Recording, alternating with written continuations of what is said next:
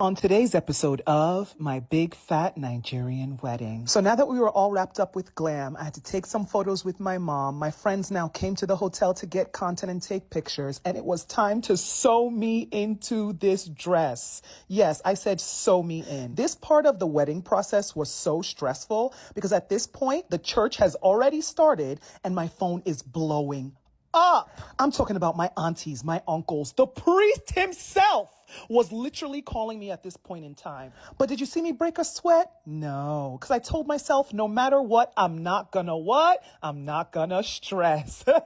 Scissored by SA, who was the designer behind my white wedding dress, had to sew these sleeves onto the main part of the dress for me because you guys know how Catholic Church in Nigeria gets down. If I'm not covered, I'm not getting married. Okay. You're probably wondering, how did we get to this point where we're literally sewing me in when the church has already started? And I'll tell you. So this is what the dress looked like without sleeves, and this was the proposed jacket that we had originally received.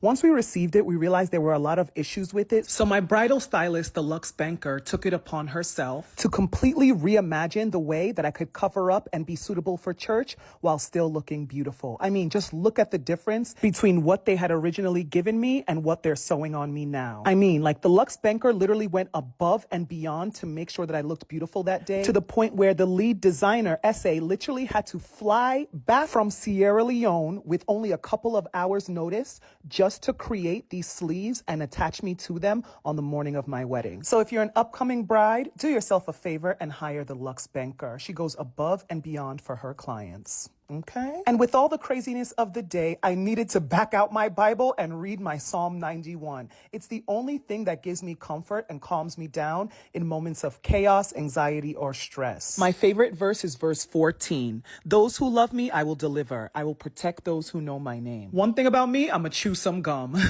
And me, I'm not gonna lie. I honestly thought that there would be a little bit of African time afforded me, you know, because we're in Africa. But tell me why church started at 12, and by 12:10, my entire generation of family members are calling me saying, Chisom, where are you? The priest is about to leave. And I'm like, what? I haven't even gotten content yet. Oh my gosh, is this wedding gonna hold? Like, dang, only 10 minutes in and you guys are already blowing me up? I was like, wow, I'm scared because at this point, we hadn't even gotten the content that we wanted. So, I don't even know what I'm gonna see when I go to that church. I might just see no priest and the church might be closed. But that doesn't matter because these pictures are gonna get taken. Okay.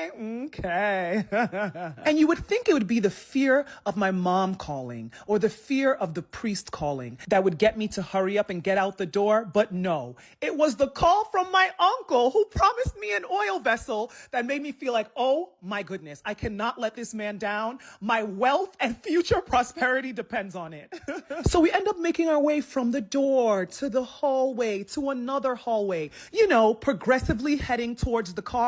But the need for content surpassed any fear at that point. And in the back of my mind, I was just hoping that Psalm 91 would protect me from the priest canceling the mass on us. At this point, my husband is already at the church because he had to bring the church programs and everyone is just waiting for me. Where's Chi? Where's Chi? They're calling me, my photographer, my friends. I'm coming. I'm on my way. Slowly, but I'm on my way.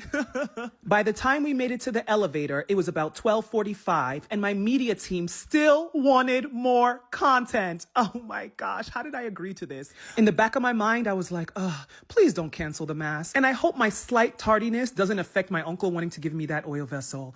Eventually, we headed to the car and I got in finally after a little bit more content and headed to church. Guys, wish me luck. I don't know what I'm going to see there. The church might be canceled, but there's nothing I can do at this point. To St. Charles Borromeo we go. Stay tuned for the next episode of My Big Fat Nigerian Wedding. Okay. Bye guys.